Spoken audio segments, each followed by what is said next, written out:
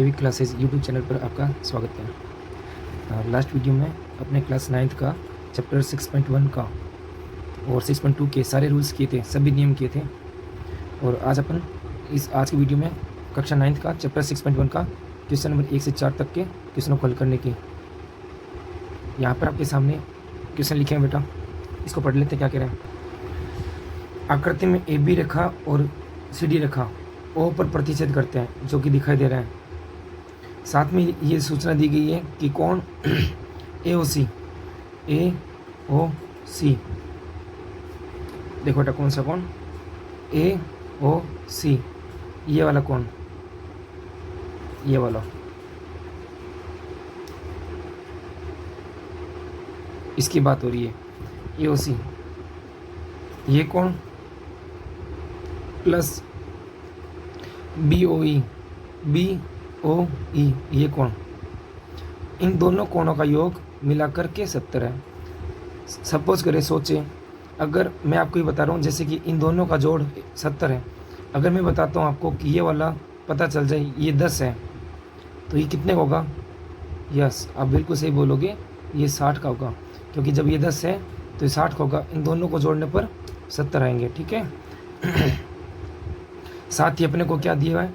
ये दिया हुआ है बी ओ डी कोण, देख सकते हो आकृति में बी ओ डी। ये बी ओ डी कोण जो है वो 70 डिग्री का दे रखा है, सॉरी 40 डिग्री का दे रखा है। बी ओ डी कोण 40 डिग्री का दिया हुआ है। आपको याद होगा, मैंने आपको नियम कराया था कि जब दो रेखाएं यहाँ पर देखें, जब दो रेखाएं परस्पर प्रतिच्छेद करती है, इस टाइप से, इस तरह से प्रतिच्छेद करती है, तो यहाँ पर और यहाँ पर जो कोण बनता है वो बराबर होते हैं, और उस कोण का नाम होता है शीर्षाभिमुख कोण। क्या नाम होते हैं? शीर्षाभिमुख कोण। शीर्षाभिमुख कोण परस्पर बराबर होते हैं। जैसे दो रेखाएं प्रतिच्छेद करती है, तो यहाँ जो कोण बन रहा है वो बराबर होगा शीर्षाभिमुख कोण से। अगर ये 70 है तो ये 70 होगा, ये 40 डिग्री का है तो ये भी 40 डिग्री का होगा। इस प्रकार ये वाला कोण भी बराबर होगा। तो देखिए, इसी प्रकार का प्रश्न यहाँ दिखाई दे रहा है। ए बी रेखा है और सी डी रेखा है, ये प्रतिच्छेद कर रही है। अगर मैं इसको छिपा देता हूँ, देखो बेटा, इसको छिपा देता हूँ, तो आपको बिल्कुल इस तरह की आकृति दिख रही होगी। देखो, इस तरह की आकृति दिख रही, क्रॉस वाले। देखो, ये देखो, मैंने इसको छिपा दिया तो आपको दिख रहा है, क्रॉस दिख रहा है। तो इस प्रकार ये 40 का है ना, तो ये भी कितने का होगा? 40 का। जब ये 40 का है तो ये भी कितना होगा? 40 डिग्री का। किस नियम से हुआ?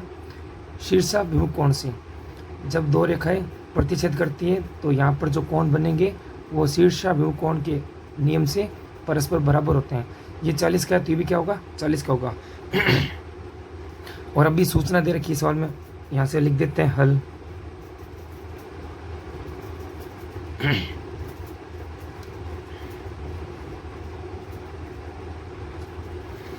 ये सूचना दे रखी है, ए ओ सी और बी ओ ई, कोण बी ओ ई, जिनका योग, मतलब ए ओ सी का मतलब ये वाला कोण, ये देखो आ चुका है, ये 40 था तो यहाँ 40 आ गया है ना। इन दोनों कोणों का योग दे रखा है कितना? 70 है ना। ये कोण 40 तो ये 40 आ गया ना, तो अपन लिख सकते हैं ए ओ सी कोण कितने का है? 40 का। तो लिख देंगे यहाँ, यहाँ लिख सकते हैं,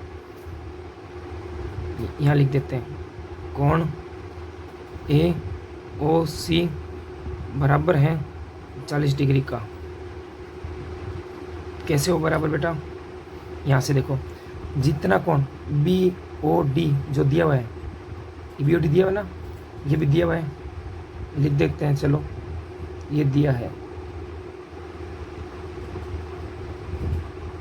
और ये भी दिया हुआ है। देखो, बी ओ डी 40 का दे रखा है तो यहाँ 40 का रखा, तो इसका ये 40 है तो ये भी 40 होगा, क्योंकि दो रेखा प्रतिच्छेद करती है तो वहाँ पर शीर्षाभिमुख कोण का नियम लगते हैं।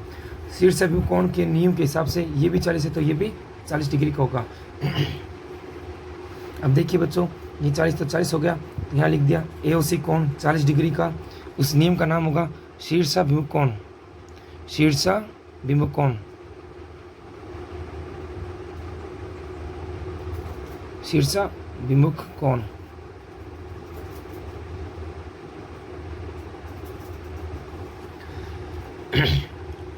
इसका मतलब यहाँ पता चल गया। देखो ये दे रखा था अपने को, अब इस कोण का मान आ गया 40 डिग्री। ये जितना था उतना ही हो गया, तो यहाँ लिख देंगे 40 डिग्री।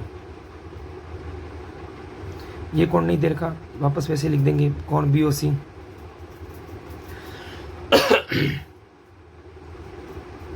बराबर 70 डिग्री। अब देखो इसका मान ज्ञात करना है, तो समीकरण का नियम याद है ना। समीकरण का क्या नियम है, जो भी संख्या होती है उनको एक तरफ ले जाते हैं, या तो इस संख्या को इधर लेके आओ या फिर इस संख्या को इधर लेके जाओ। तो अपन देखते हैं, अगर मैं 70 को इधर लेके आ जाऊँगा तो 40 भी इधर है, 70 भी इधर है, और ये जो पता नहीं है कौन ये भी इधर है, तो ये तो सारे एक साथ हो जाएंगे। जबकि समीकरण का नियम होता है, जो अज्ञात होता है जैसे चर जिसकी वैल्यू पता नहीं होती वो एक तरफ करो, और जो संख्या उसको एक तरफ करो। तो मैं क्या करूँगा, इस 40 को उधर ले जाऊँगा, बराबर के बाद दायां पक्ष में RHS पक्ष में ले जाएंगे। यहाँ ये नंबर प्लस का है, आगे तो कोई साइन नहीं है ना, तो प्लस का है, उधर क्या हो जाएगा माइनस का। तो कौन BOE बराबर 70 डिग्री। ये कौन इधर प्लस का था, इधर हो जाएगा माइनस का। इस प्रकार कोण BOE प्राप्त हुआ अपने को 30 डिग्री का। कितने का प्राप्त हुआ, 30 डिग्री का। देखो ये ज्ञात करना था, BOE और COE ज्ञात करना था। ये जो ज्ञात करना वो लिख देता हूँ, मैं यहाँ लिख देता हूँ। देखो एक तो बताना है अपने को यहाँ पे कोण BOE, एक तो ये बताना है BOE कितने डिग्री का है ये बताना है। दूसरा बताना है कोण COE का प्रतिवर्ती। ठीक है, तो आपको पता चल चुका है, BOE बताना है और प्रतिवर्ती बताना है COE का। तो ये देखो पहला आंसर आ गया, एक तो आंसर आ गया अपना BOE, ये आ गया। इसने पूछा था ना BOE और प्रतिवर्ती कोण COE ज्ञात करें, तो पहला उत्तर आ गया अपना BOE 70। कैसा आया फिर से बता देता हूँ। ये दो रेखा प्रतिच्छेद करती है, तो यहाँ ये वाला कोण दे रखा है 40 डिग्री का, तो प्रतिच्छेद कर रही है ना दोनों रेखा, तो यहाँ शीर्षाभिमुख कोण लग रहा है। तो शीर्षाभिमुख कोण से ये आमने सामने वाले कोण बराबर होते हैं। ये 40 का तो भी 40 का हो गया, तो यहाँ लिख दिया AOC कोण 40 डिग्री शीर्षाभिमुख कोण से, शीर्षाभिमुख कोण से। और ये सवाल में दिया हुआ है AOC और BOE का जोड़ 70 है, AOC कोण और BOE कोण का योग 70 है। ये देखो AOC कोण और ये BOE कोण, इन दोनों कोणों का जोड़ 70 है। अब देखो बेटा यहाँ पर AOC का मान रख दिया, पक्षांतर किया, 40 को उधर भेज दिया, पक्षांतर कर दिया, उधर दाएं पक्ष में भेजा, यहाँ प्लस था यहाँ माइनस हो गया, तो BOE कितना आ गया 30। अब मैं यहाँ लिख सकता हूँ 30, अब मैंने यहाँ 30 लिख दिया। अब देखो अब क्या ज्ञात करना है, अब निकालना है COE। पहले COE कोण निकालेंगे, फिर इसका प्रतिवर्ती निकालेंगे। अगर प्रश्न के अंदर खाली COE होता, केवल COE होता तो खाली COE निकालते, केवल COE निकालते, ओके। लेकिन यहाँ COE का प्रतिवर्ती पूछे है, तो जब भी प्रतिवर्ती पूछेगा तो पहले COE ज्ञात करेंगे, उसके बाद 360 में से माइनस कर देंगे। तो पहले COE कोण निकालेंगे, तो COE कहाँ आ रहा है देखो। अब मैं इसको छिपाता हूँ बेटा, इसको छिपा दिया, तो अपने को क्या दिख रहा है, एक रेखा दिख रही है। ये नियम मैंने लिखा था ना, एक रेखा पर जितने भी कोण बनते हैं, जैसे ये वाला कोण, ये दूसरा कोण, ये तीसरा कोण, ये तीनों कोण जो बन रहे हैं, इन तीनों का जोड़ 180 होगा। ये कोण प्लस ये कोण प्लस ये कोण, इन तीनों का कोण 180 होगा। तो मैं यहाँ लिखूँगा सरल रेखा से या रैखिक युग्म से, तो लिख सकते हैं मैं ये कोण 40 डिग्री का प्लस ये वाला कोण जिसका नाम है यहाँ पर पता नहीं कितने डिग्री का, ये ज्ञात करना है, इसका नाम COE है, तो लिख देंगे कोण COE। और ये कोण कितने का है 30 डिग्री, इनका योग कितना होता है 180। ये मैंने नियम कराया था, एक रेखा पर बनने वाले सभी कोणों का योग 180 होता है। किस नियम से, रैखिक युग्म कोण से। तो यहाँ लिखेंगे रैखिक युग्म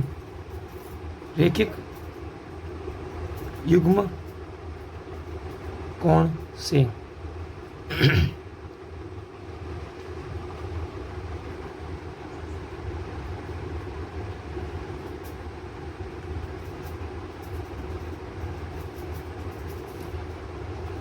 ठीक है बच्चों, अब देखो अपना ये 40 और 30 संख्या जोड़ेंगे तो 70 हो जाएगा, 70 डिग्री प्लस COE कोण बराबर 180 डिग्री। COE निकालने तो यहाँ लिखेंगे इस कोण COE बराबर 180 डिग्री। ठीक है बेटा, ये 70 इधर प्लस का है, इधर पक्षांतर करेंगे तो माइनस का हो जाएगा। तो इस प्रकार से कोण COE अपने को प्राप्त हुआ, 180 में से माइनस करेंगे 70, अपने को प्राप्त हुआ 110 डिग्री। ये आ गया आपका COE कोण। पर्सन ने COE नहीं पूछा, उसने पूछा COE का प्रतिवर्ती, तो आगे और ज्ञात करना होगा। केवल COE पूछता पर्सन, अगर पर्सन में केवल COE ज्ञात करना होता तो अपना आंसर ये होता, लेकिन उसने COE का प्रतिवर्ती पूछा है। तो आगे के स्टेप और है, प्रतिवर्ती कोण के लिए हमेशा 360 में से घटाते हैं। ठीक है बेटा,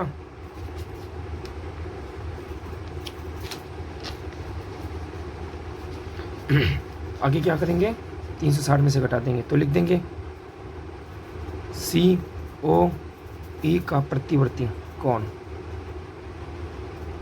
प्रतिवर्ती कोण 360 डिग्री में से COE कितने का है, 110 का है, ये घटा देंगे तो कितना आएगा, 0 में 0 घटा दो 0, 6 में से घटा दो 5, 3 में से घटा दो 2, 250 डिग्री। ये आपका आंसर आ गया बेटा। पर्सन ये पूछा था, चेक कर लेते हैं।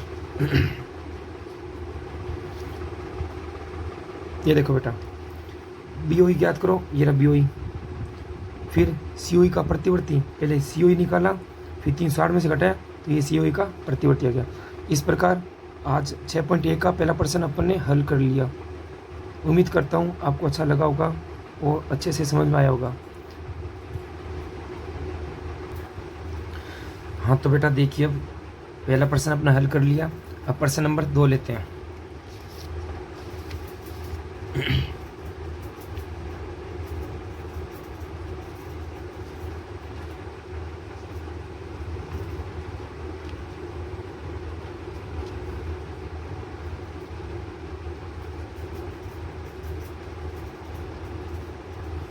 हाँ बेटा देखिए, अब प्रश्न नंबर 2, चलो प्रश्न 2 को पढ़ते हैं। इसमें लिखा है आकृति में रेखाएं XY और MN बिंदु O पर प्रतिच्छेद करते हैं। तो ये देखिए बेटा XY, ये XY रेखा, ये XY रेखा, MN रेखा, ये XY रेखा और ये MN रेखा O पे, ये वाला O जिसके यहाँ लिखा गया है O पर प्रतिच्छेद कर रहे हैं। यदि POY, देखो ये रहा POY, ये वाला 90 डिग्री का है। अब जरा खुद देखो बेटा, ये एक रेखा है, इस रेखा का अगर मैं ये लंब खींचता हूँ, इसको छिपा लेता हूँ, इसको छिपाता हूँ। ठीक है बेटा, ये देखो इसको छिपा लेता हूँ, इसको छिपा दिया तो ये जो रेखा दिख रही है ये पूरा पूरा इधर 90 बना रही है, तो इधर भी पूरा पूरा 90 बना रही है ना। जब इधर पूरा 90 बन रहा है समकोण, तो इधर वाला कोण भी 90 बन रहा है। बट यहाँ हुआ क्या, इस 90 वाले कोण को A और B 2 भागों में बांट दिया। A वाला भाग छोटा कोण है, B वाला भाग बड़ा कोण है, इन दोनों को मिलाकर 90 डिग्री का ही होगा। ये पूरा पूरा 90 का है, ये भी पूरा पूरा 90 का था, लेकिन इस 90 वाले को A और B 2 भागों में बांट दिया है ना। तो मैं ये लिख सकता हूँ ना, POY 90 का है और POX ये भी 90 का है ना। और यहाँ पर अपने को दे रखा है A/B 2/3 है, तो यहाँ लिख देंगे सबसे पहले हल, जो जो दिया हुआ लिख दो। क्या दिया हुआ है, POY कोण POY बराबर 90 डिग्री।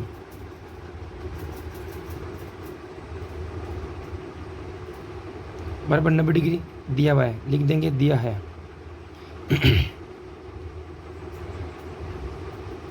ठीक है बेटा, और अनुपात दे रखा है, 1 अनुपात ये रहा 2, B का अनुपात ये रहा 3, तो क्या लिखेंगे, माना ए माना बी।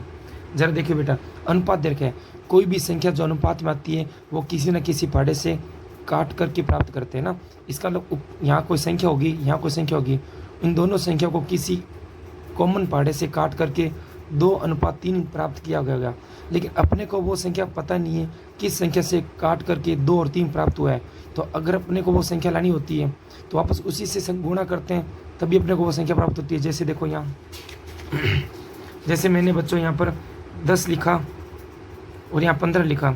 आपको पता है इसमें 5 का भाग जा रहा है, इसमें 5 का भाग जा रहा है, तो आपने दोनों को कॉमन पहाड़े 5 से काट दिए। कॉमन पहाड़ा 5 का पहाड़े से काटा, 5 का पहाड़े में 2 बार आता है और 5 के पहाड़े में 3 बार आता है, तो आपने कहा अनुपात 2:3 हो गया।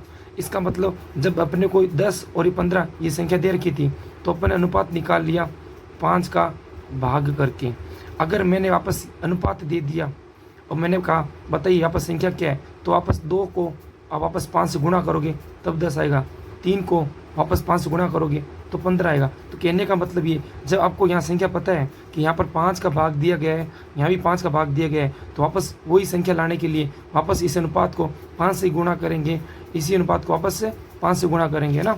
ठीक उसी तरह यहाँ पर अपने को पता नहीं है किस संख्या के पहाड़े से काट करके 2:3 लाया गया है, तो अपन मान लेंगे माना वो संख्या x थी, x के पहाड़े से x वाली संख्या से काट करके ये प्राप्त हुआ है, तो वापस वो संख्या निकालनी है ना, वापस वो संख्या प्राप्त करनी है, तो अपन वापस x से गुणा करवा देंगे। तो इसलिए अपन हमेशा क्या करते हैं, देखा होगा हमेशा टीचर्स जो भी है अनुपात वाले जब भी सवाल आते हैं वो हमेशा x y या p किसी न किसी चर से गुणा करवाते हैं। वो उस रीज़न यही है, अपने को पता नहीं होता कि वो किस संख्या से काट करके अनुपात प्राप्त हुआ है, किस पहाड़े से काट करके अनुपात जो है ये प्राप्त हुआ है, तो अपन उस पहाड़े को x मान लेते हैं। माना x के पहाड़े से काटने पर ये प्राप्त हुआ है, तो x वाले पहाड़े से वापस गुणा करेंगे तो वो संख्या आ जाएगी।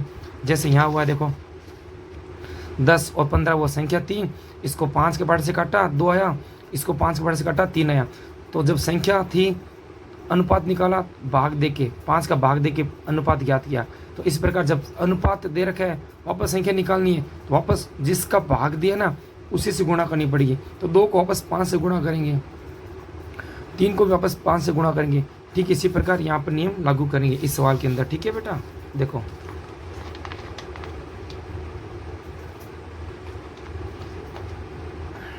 ये देखो ये 2:3 है, तो अपन माना वो x के पहाड़े से काट के आया होगा, तो अपन 2 को x से गुणा करवा देंगे, तो ये हो जाएगा आपका 2x। ठीक है, इसी प्रकार कोण b को माना 3 अनुपात में था ना, इसको भी अपन x से गुणा करा देंगे, तो ये आ जाएगा अपना 3x।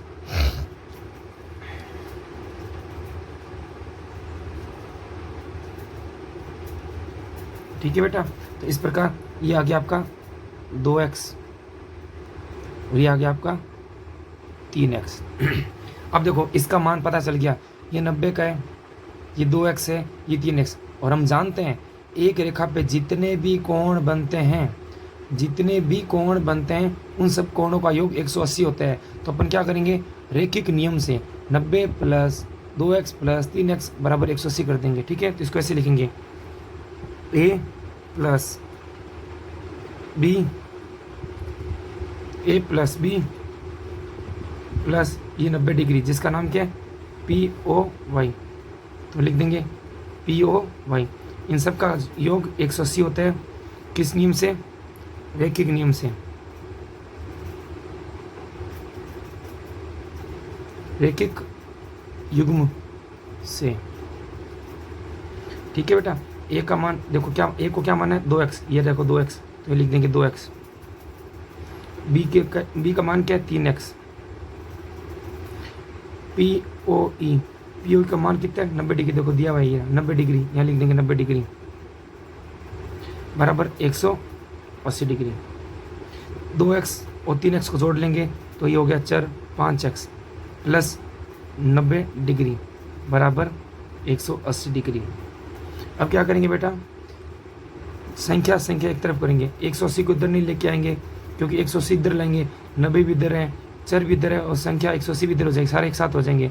समीकरण का नियम होते हैं, चर एक तरफ और संख्या जो अचर है उनको एक तरफ करेंगे, तो इस 90 को उधर लेके जाएंगे, तो यहाँ 5x रह जाएगा बराबर 180।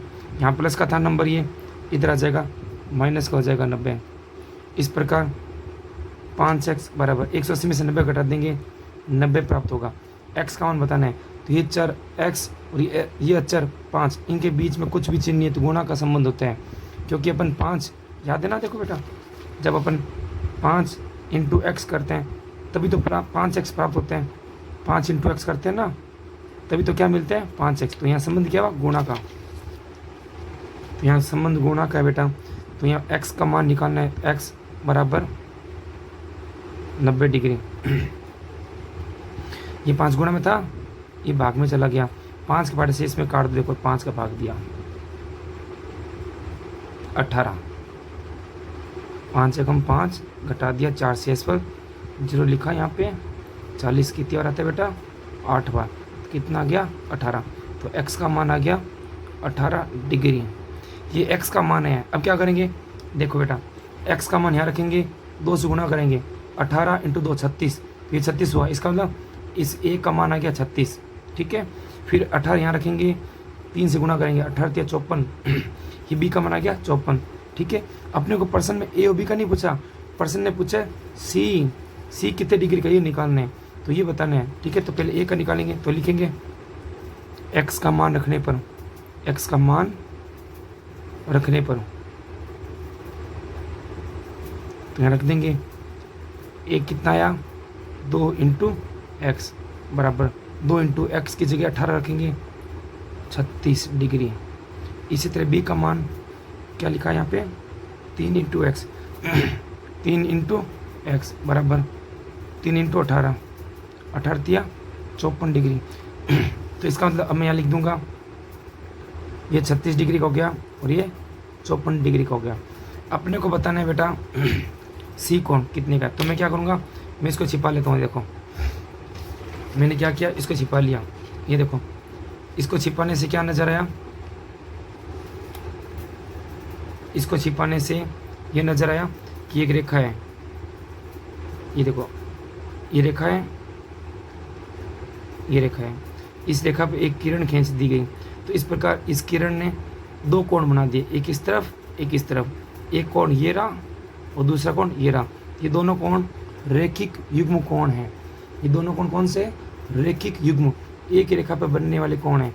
तो रेखिक युग्म कोणों का जोड़ कितना होता है बेटा 180 होता है। तो अपनी अब क्या लिखेंगे, ये लिखेंगे b + c, तो लिखेंगे b कोण और c कोण बराबर 180 डिग्री होगा।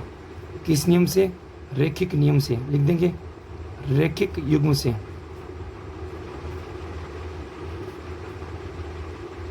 तो b का मान यहाँ से आ गया, देखो 54, ये लिख देंगे 54 डिग्री। c का मान नहीं है, c का मान निकालेंगे, कैसे निकालोगे, पक्षांतर करके, संख्या एक तरफ करोगे और चर एक तरफ, तो ये संख्या प्लस की है, इधर माइनस की हो जाएगी। c बराबर 180। देखो बेटा जो संख्या अपनी सीट चेंज कर रही है, मतलब पक्षांतर कर रही है, उसके ही चिन्ह बदलने हैं। 54 है ना, ये अपनी सीट चेंज कर रहा है, ये LHS से RHS में आ रहा है, बाएं पक्ष से दाएं पक्ष में आ रहा है, तो इसी का साइन चेंज हो गया। 180 का चेंज मत कर देना, कुछ बच्चे गलती कर देते हैं। ये प्लस का है, आगे कोई साइन नहीं है, कुछ बच्चे ये देखते प्लस नहीं, इसके आगे देखो ये प्लस का है, इधर क्या हो जाएगा माइनस का, ये वाला तो C का साइन है 54 डिग्री।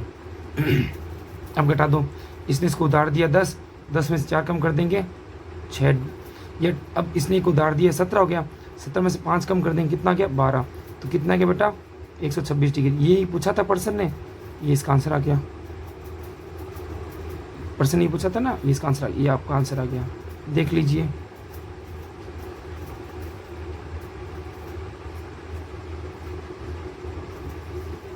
ठीक है बेटा, ये इसका आंसर आ गया। ओके, ये हो गया आज का दूसरा प्रश्न। देखिए बेटा आज का प्रश्न नंबर 3, ये बहुत ही अच्छा सवाल है और इम्पोर्टेंट क्वेश्चन भी है। हाँ तो बेटा देखिए आज का प्रश्न नंबर 3, कक्षा 9 प्रश्नावली 6.1 रेखा एवं कोण। और इस चैप्टर के नियम मैंने पहले वीडियो में डाल चुका हूँ, जब तक आप कॉन्सेप्ट जो है इस चैप्टर के, जो नियम मैंने पॉइंट नोट कराए हैं पॉइंट वाइज, वो जब तक अपन नहीं समझेंगे, उसके बारे में जानकारी हासिल नहीं करेंगे, तब तक अपन ये सवाल आसानी से नहीं कर पाएंगे। ठीक है, तो कोई भी चैप्टर बेटा, उस चैप्टर के डायरेक्ट क्वेश्चन हल करना पॉसिबल नहीं होता जब तक अपन उसके रूल्स को अच्छे से समझ ना लें। जब अपन उस चैप्टर के रूल्स को अच्छे से समझ लें, चाहे वो उसको सूत्री क्यों ना हो, परिभाषाएं क्यों ना हो, चाहे कोणों के नाम क्यों ना हो, हर एक चीज़ महत्वपूर्ण होती है। कहते हैं ना, बूंद बूंद से घड़ा भरता है। उसी प्रकार हर एक छोटा छोटा नियम ही आपको परफेक्ट सॉल्व करने के लिए एक अच्छे से तैयार करती है आपको ताकि आप अच्छा रिजल्ट दे सके। तो इसीलिए पहले मैं रूल्स पर ध्यान देता हूँ। मेरा तरीका यही है, कोई भी क्लास हो, 8th क्लास क्यों ना हो, चाहे 9th क्लास क्यों ना हो, चाहे 10th क्यों ना हो, ठीक है ना, मैं तो हमेशा उन बच्चों को पहले बेसिक कॉन्सेप्ट जो उस चैप्टर से संबंधित रूल है वो समझाते हुए चलूँगा। उसके बाद ही मैं आगे वाले जो क्वेश्चन है फिर मैं कराऊँगा। डायरेक्ट क्वेश्चन कराने से कोई औचित्य नहीं है कि वो बच्चा जब तक नियम नहीं सीख पाएगा, जब तक वो उसको हल नहीं कर पाएगा। तो पहले नियम पर पकड़ बनाने की आवश्यकता है। तो देखिए यहाँ पर एक त्रिभुज दिख रहा है जिसका ये एक अंत्यकोण, दूसरा अंत्यकोण, यहाँ तीसरा अंत्यकोण, ये बाह्यकोण, ये बाह्यकोण दे रखा है। ठीक है, क्या क्या दिया हुआ देख लेते हैं हल।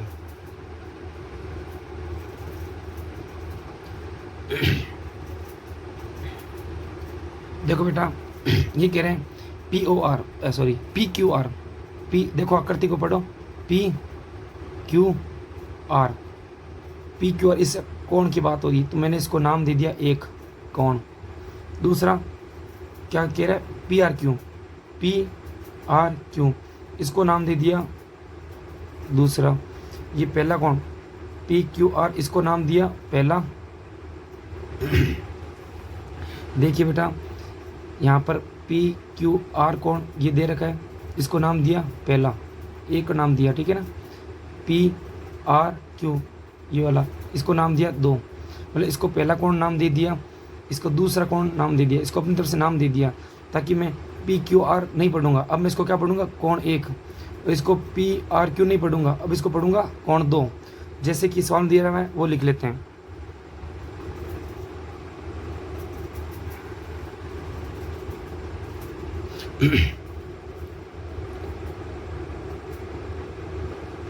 PQR बराबर है कोण PRQ। जैसे कि मैंने चित्र में आपको नोटिस कराई दिया, मैंने इसको क्या नाम दिया, PQR को क्या नाम दे दिया, एक, मैंने इसको नाम दिया एक, तो मैं इसको लिखूंगा कोण एक को लिखूंगा। अब इसको क्या नाम दे दिया, PRQ वाले को दो, अब मैं इसको कोण दो लिखूंगा, लिख देंगे, दिया हुआ है, दिया है। ठीक है बेटा, अब सिद्ध करना है। सिद्ध क्या करना है, ये PQS और PRT को बराबर लाना है, ठीक है ना। तो ये देखो PQS का है, ये रहा PQS, ये बाहर वाला, तो मैंने इसको नाम दे दिया 3। इसी तरह इसके बराबर किसको लाना है, PRT को, PRT इसको लाना है, इसको क्या नाम दे दिया, कोण 4। तो लिख देते हैं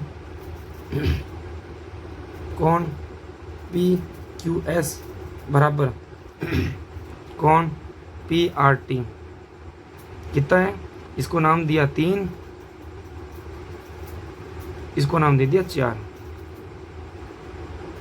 इसको मैंने बोल दिया समीकरण 1, इसको समीकरण 1 बोल दिया। ठीक है बेटा, अब देखिए ये सिद्ध करना है, मतलब अपने को इस कोण को लाने के लिए अपन अब क्या देखेंगे, कोण 3 और 4 देखेंगे।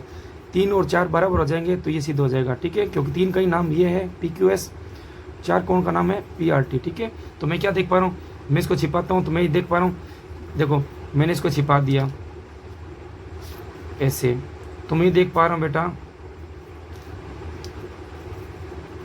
ये रेखा है और इस पर किरण खींच दी गई, किरण इस रेखा पर ही किरण है, तो दो कोण बने, एक इधर वाला कोण और दूसरा इधर वाला कोण, ये। तो अपन जानते हैं एक रेखा पे जितने भी कोण बनते हैं उन कोणों का जोड़ 180 डिग्री होता है। तो इन दोनों कोणों का योग 180 हो जाएगा। तो मैं लिख सकता हूँ कोण 1 और 3 का योग 180 डिग्री होगा। तो मैं लिख दूंगा कोण 1 प्लस कोण 3 इनका योग 180 डिग्री होगा। किस नियम से लिख देंगे? रैखिक युग्म नियम से, रैखिक युग्म से। ठीक इसी तरह अब देखो, जब अपन इसको छिपा लेंगे, जब मैं इसको छिपा लेता हूँ तो आप क्या देख पा रहे हो? मैं इसको छिपा लिया तो अपन देख पा रहे हैं ये रेखा है, इधर भी कोण बन रहा है और इधर भी कोण बन रहा है। तो इन दोनों कोणों का जोड़ कितना होगा? रैखिक युग्म होगा ना। तो इस एक रेखा और ये किरण जा रही है, ये किरण, इस पर किरण खींच दी ना, तो इस एक रेखा पर ये किरण दो कोण बना रही है, एक इधर एक इधर। इन दोनों कोणों का योग कितना होगा? 140 होगा। ठीक है, इसके तरह तो मैं लिख सकता हूँ कोण 2 और कोण 4 का योग बराबर 180 डिग्री। सेम यही बात लिखनी है, रैखिक युग्म से। ठीक है बेटा। अब देखो इसको नाम दिया समीकरण 2, इसको नाम दिया समीकरण 3। अपन समीकरण 2 और 3 को देखो बराबर, ये होता है RHS हेड दायां पक्ष, ये होता है LHS हेड। अपन क्या देख रहे हैं? समीकरण 1 और 2 में देख रहे हैं दोनों समीकरण का बराबर के बाद वाला RHS पर साइड, RHS साइड बराबर है, इसमें भी 180 है, इसमें भी 180 है। तो नियम क्या कहते हैं? जिन समीकरणों के, जिन दो समीकरणों के RHS बराबर होता है तो उनका LHS भी क्या होगा? बराबर होगा। तो अपन इसको नहीं देखेंगे, अब इसको इग्नोर कर देंगे, अब इसको नहीं देखेंगे। ठीक है। तो जब RHS बराबर होता है तो उनका LHS भी क्या होगा? बराबर होगा। तो अपन लाइन लिखेंगे समीकरण 2 व 3 से, समीकरण 2 व समीकरण 3 से। तो RHS बराबर है, तो इस समीकरण का LHS और इस समीकरण का LHS ये भी क्या होगा? बराबर होगा। तो अपन लिख देंगे कोण 1 और कोण 3, समीकरण 1 2 का LHS 2 प्लस 4 समीकरण 3 का LHS, ये भी आपस में परस्पर बराबर होंगे। अब अपने को सिद्ध क्या करना है? 3 और 4 को बराबर लाना है। तो देखो यहाँ 3 तो आ चुके हैं और 4 भी आ चुके हैं, इसका मतलब अपने को 1 और 2 नहीं चाहिए, इसको हटाना है। हटाना कैसे? समीकरण 1 को देखो, समीकरण 1 कितनी है? 1 के बराबर 2 है, मतलब 1 की जगह आप 2 लिख सकते हो, 2 बराबर 1 है, मतलब आप 2 की जगह 1 भी लिख सकते हो। आपकी इच्छा है, आप 1 की जगह 2 लिख सकते हो, या फिर आपकी इच्छा है 2 की जगह 1 लिख सकते हो। तो मैं इसको चेंज कर रहा हूँ, 1 किसके बराबर है? 2 के, मतलब मैं 1 की जगह 2 को लिखूंगा, तो यहाँ लिख दूंगा 1 की जगह 2 लिख दूंगा समीकरण 1 से। तो यहाँ लिख देंगे समीकरण 1 से, तो इस 1 की जगह मैं 2 लिख दिया, प्लस ये तो मेरे को चाहिए, इसको चेंज नहीं करूँगा, इसको हटाना है। इधर 2 आ चुके हैं, इसको हटाना है तो 2 से 2 कट जाएगा, तो इसको ऐसे रख देंगे, ये तो अपने को चाहिए। अब देखो ये वाला 2 कोण, ये वाला 2 कोण, देखो ये 2 इधर प्लस का, इधर आती क्या हो जाएगा? माइनस का हो जाएगा। ये कोण 2 प्लस का, इधर आके क्या हो जाएगा? माइनस का हो जाएगा। तो मैं सीधे काट देता हूँ, इधर से इधर काट देता हूँ 0। अब बेटा क्या बचा अपने पास?